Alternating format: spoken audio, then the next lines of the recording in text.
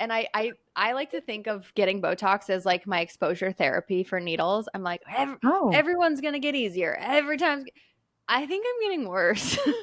no. After The 3 days, you're like, it's like a reward when you It's can't like move a your forehead. reward. Yeah, it's worth it for sure.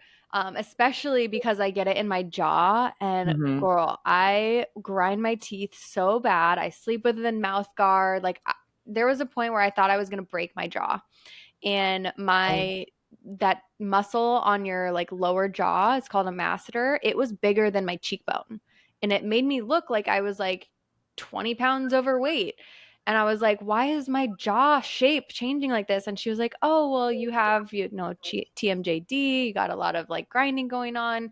So what if we just do some Dysport in the masseter? So like I said, it expands and takes over a bigger area. So that cost, I think it's 40 units of Dysport on each side. And I think it was like $200. Like Wow. it's All 40 in reasonable that area.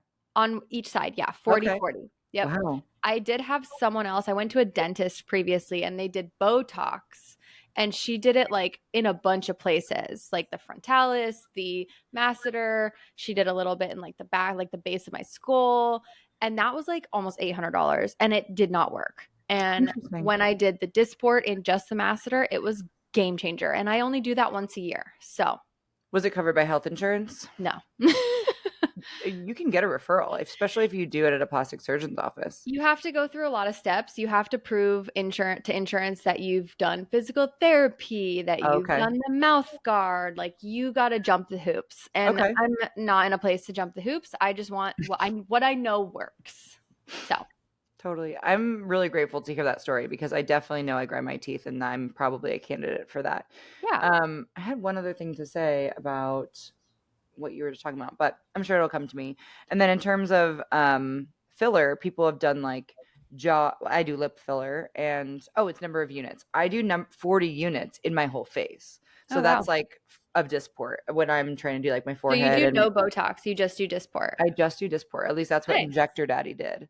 By Okay. the way, I did find my injector in the bathroom at Gossip at 1 a.m. And on Monday For morning, those who don't know, Gossip Girl, Gossip Grill is the lesbian bar in San Diego. yes, and I was in the quote unquote boys' bathroom of the girls because as a girl, we just assume that both bathrooms are for us. Yeah. So we go in the boys' bathroom, and I come out and I looked at this man. I said, "I need your lips on my face, and not don't kiss me, but like I need them." And so that night, apparently, I'd booked an appointment with him. So Tuesday morning, I wake up and I'm like, "Oh, I have Botox today." I like look at and there's an address included in my calendar appointment, even in my going out phase. I was type A.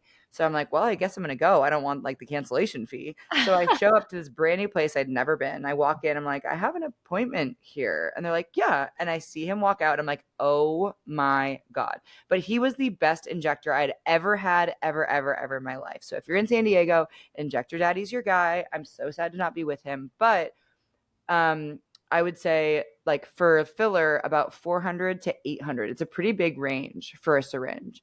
Some places will let you do half the syringe and then they keep the other half there for you. Some places you have to buy the whole entire syringe, and whether you use it or not is up to you.